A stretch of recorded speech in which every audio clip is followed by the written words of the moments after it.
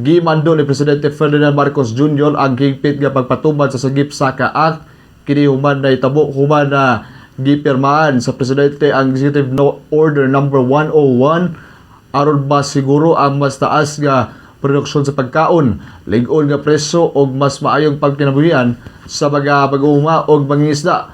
Ubos sa Executive Order number 101 ang tanang ahensya sa gobyerno, GOCCs o SUCs o local government units gimanduan sa hingpit nga pagpatubad sa Sagip Saka Act Code RA 11321 nga nagtubog sa pagpalabos mga negosyos agrikultura o pangisda pinagis pagbansay suporta sa merkado o direktang pagpalit sa mga produkto gikan sa mga kooperatiba sa mga mag-uuma o mangingisda.